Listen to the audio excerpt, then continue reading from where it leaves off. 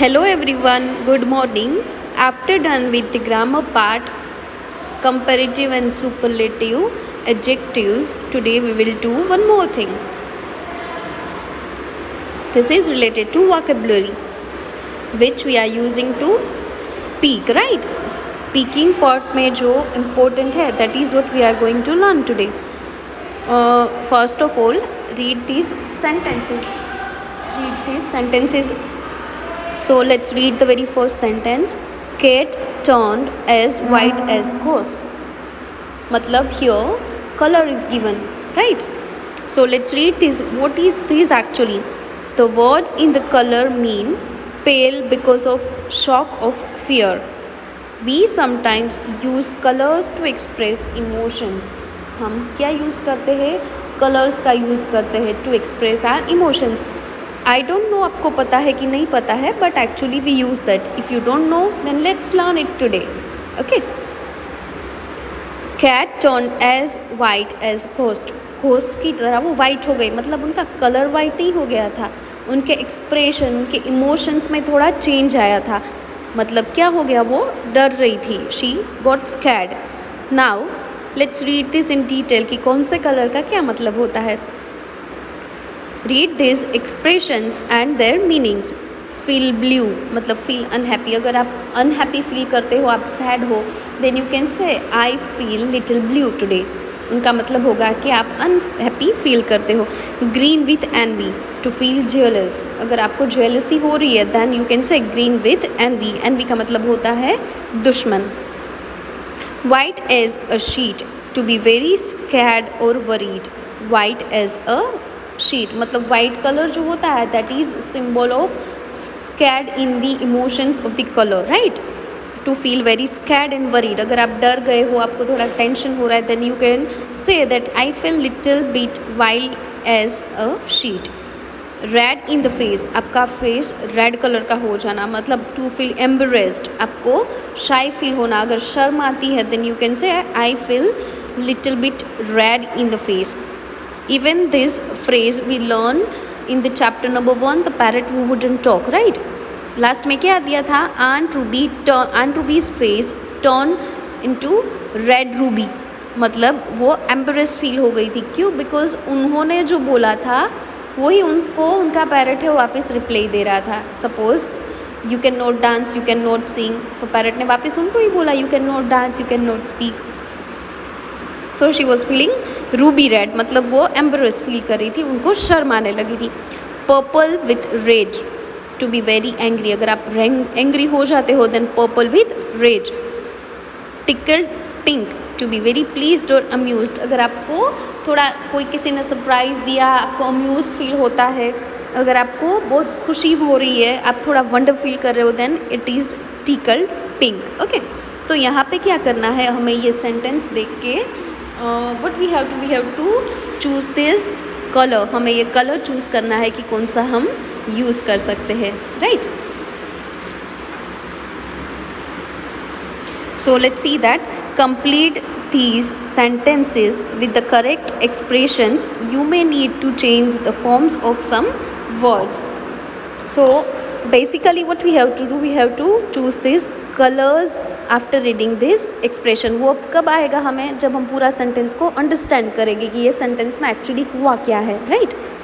So number 1, Amit turn as blank when robbers broke into the house at night. जब चोर आ जाते हैं घर में तो हम क्या करते हैं? Of course we feel scared. अगर डर जाते हैं then we have to use white as a sheet. White as a sheet, here it is given to be very scared and worried. Rinky went blank when she found that Naina had won the singing competition. नैना ने singing competition von कर लिया तो रिंकी को क्या हुआ? She was feeling quite green with envy. थोड़ा सा उनको जेलसी फील हुआ कि मेरा रैंक नहीं आया. Ravi was blank after his team lost finals of the cricket tournament.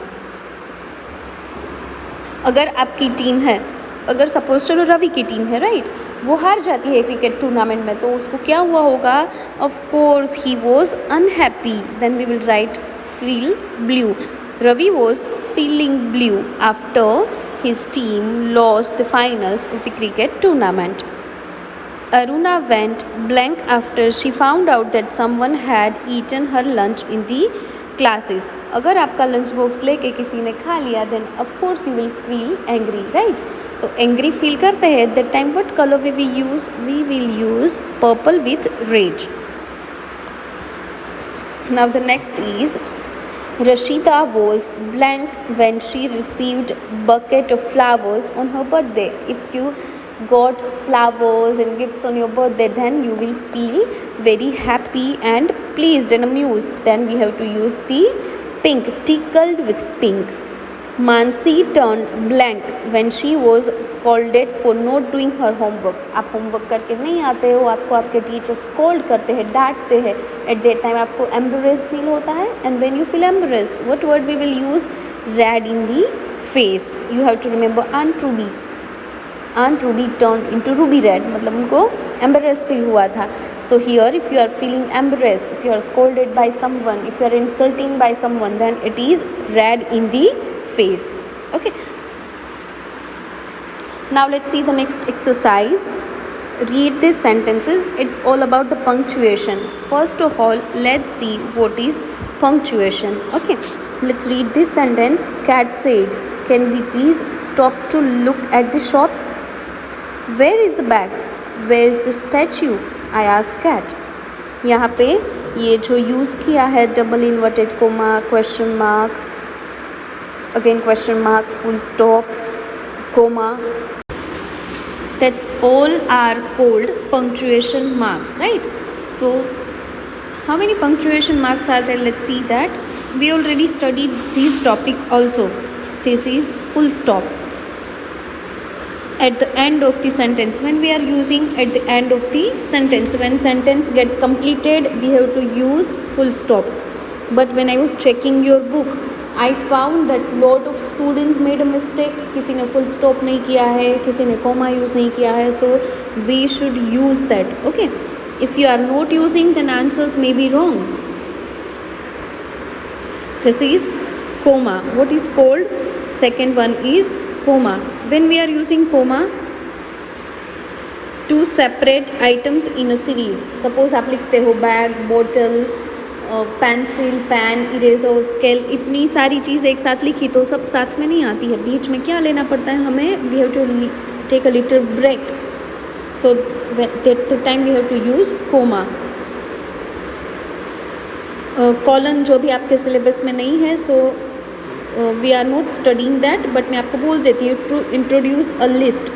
Suppose आप बोलते हो things in my bags are, फिर आपको करना है colon, then you are writing book, pencil, eraser, sharpener and other things, semi colon to join independent clauses, question mark. Yes, this is important to show that it is a question. अगर आपको question दिखाना है कि ये question mark है, question में पूछ रही हूँ. If you are asking what is your name और आप क्वेश्चन मार्क नहीं करते तो आपका ये सेंटेंस रॉन्ग है. What is your name, at the end you have to put question mark. Okay. And the other is exclamation mark. After exclamation आप surprise हो जाते हो, आप किसी की तारीफ़ करते हो. सपोज आपको किसी का ड्रेस अच्छा लगा या किसी के क्लोथ्स आपको अच्छे लगे, then what you will say, how beautiful this dress is. फिर आपको क्या करना है? एक्सक्लेमेशन मार्क रखना है वहाँ पे. Okay. And double inverted, that is called quotation mark to show that someone else has said that. अगर कोई बोलता है, सपोज मैं जो डायलॉग बोलती हूँ वो डायलॉग आपको किसी को बताना है, that Preeti ma'am said that you should read every day. तो मैंने जो बोला है वही सेंटेंस आप अगर रिपीट करते हो तो आपको क्या करना है? You have to put my sentence, you should read every day in double inverted comma. जब सेंटेंस स्टार्ट होता है at the time you have to do this, and with the end of the sentence you have to put this. Okay. So these are all about the punctuation mark. So let's read the instruction. Rewrite the sentences with capital letters, commas, full stop, question marks and quotation marks in the correct places. यहाँ पे आप जैसे लिखते हो ना CW में, वैसे ही लिख के दे दिया है. कुछ ध्यान नहीं रखा है. बहुत सारे स्टूडेंट ने तो बीच में कैपिटल लेटर्स किए हैं बहुत सारे स्टूडेंट ने स्टार्टिंग में कैपिटल लेटर्स किए ही नहीं है, मतलब they started sentence with small letters which is not possible at all. Okay, तो आपको ये थोड़ा ध्यान रखना है लिखने में, बिकॉज आपकी अगर राइटिंग अच्छी होती है और आपको ये मिस्टेक करते हो तो दैट इज़ नॉट एक्सेप्टेबल, आपका सेंटेंस रॉन्ग हो सकता है। So let's not do that. Question number 1 is these safe to go out now asked Farhan. मतलब ये क्वेश्चन है, yes, because it is started with is. I कैसा आएगा यहाँ पे? Capital. Is it safe to go out now? We have to put here question mark, asked Farhan, and at the end of the sentence we will not forget to put full stop. ये आएगा ही आएगा। Number 2, does Mrs Menon leave here? Asked Kamala. Does, so D will be again capital. D कैसा आएगा यहाँ पे? Capital आएगा। Double inverted comma में क्वोटेशन मार्क में लिखना है हमें, does Mrs Menon live here? Asked Kamala, and at the end full stop. Number 3, Roshan asked. यहाँ तो फर्स्ट लेटर कैपिटल ही है, यहाँ पे भी नहीं है, यहाँ पे भी नहीं है, ये आपको करना है। Okay, Roshan asked comma, double inverted comma में क्वेश्चन स्टार्ट होगा, what is the beautiful colourful bird called? So at the end full stop, because it started with what, और व्हाट से हम जनरली क्वेश्चन ही पूछते हैं। Question number 4, do you need any help? D will be capital again. Do you need any help? Rekha whispered. Whispered मतलब she spoke slowly, आपको कुछ help चाहिए, ऐसा करके। At the end full stop. Number 5, where are my spectacles? asked grandfather. W will be again capital in double inverted comma because grandfather ने बोला है, that's why we will put this in double inverted comma, and he is asking question, where are my spectacles? So at the end we will put full stop of the question. Number 6, can I have an ice cream? It is started with can, so अगर ऐसा लिखा होता I can have ice cream तो हम full stop रखते, but यहाँ पे पूछा है can I have an ice cream, so we will end with the question mark, I asked my mother. I asked my mother मतलब मैंने ऐसा बोला था। ओके, मैंने जो बोला था वो सेम वर्ड्स अगर यहाँ पे लिखे हैं तो कहाँ पे लिखने होंगे उनको? डबल इन्वर्टेड कोमा में, that's why we put double inverted comma here. That is also called quotation mark. Okay, so punctuations are the most important things that we have to be careful while writing any of the sentences, and mostly fourth standard is making lot of mistakes. मुझे किसी के नाम नहीं बोलने हैं, बहुत सारे student ने मिस्टेक किया which I have noted down. Next time आप बुक भेजोगे तब मैं देखूंगी कि करेक्शन किया है कि नहीं किया है, कि सेम मिस्टेक रिपीट किया है यहाँ पे. So everybody has to careful for that. Okay, now let's see the exercise on page number 74. Here, choose the correct words from the box to complete the suggestions. Role play with your partner to suggest and respond the situation. Let's go मतलब चलो हम जाते हैं. How about कैसे है. Why don't we हम क्यों नहीं कर सकते. I suggest मैंने ऐसा suggestion दिया. So let's read the sentence and let's put this at appropriate place. Number 1, blank. Watch the cricket match tomorrow. Why don't we watch the cricket match tomorrow? Number 2, out somewhere else.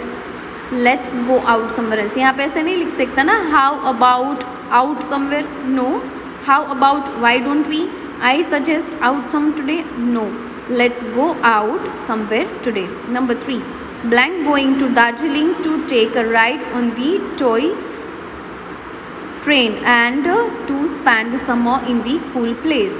How about going to Darjeeling मतलब they are asking कि अगर वहाँ पे जाए तो कैसा रहेगा. That's why we put here how about. Number 4, blank.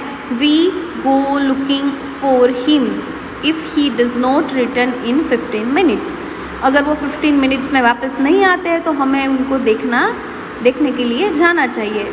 सो ऐसा क्या होगा. Of course suggestion. I suggest we go looking for him if he does not return in 15 minutes. Okay, so it was all about the blanks. ये आपको exam में MCQ में आ सकता है. So don't forget to remember this. If you don't understand then just note it down and ask me when we will meet in the online lecture. Okay students, so this was all about the punctuation mark. ये आपको आता है full stop at the end of the sentence, comma to break the chain, to write down something in the series, to colon introduce something, and double inverted comma quotation mark. We will do this when we want to repeat the same words told by someone. अगर किसी के wordings same हमें use करने हैं तो हमें ये use करना है, question mark at the end of the question. Suppose words start from can, is, what, where, why, when, which. At that time we have to put this question mark and exclamation mark. When we get surprised, हमें जब surprised जैसा लगता है, at that time we have to put. Otherwise किसी की तारीफ करते हैं, if we are doing admiration of, if we are praising for someone, at that time also we will put this exclamation mark. Okay, so I think it's done for today. Write down all these blanks and exercise in your textbook. Just remember these things, and that's done for today. Okay students, bye bye.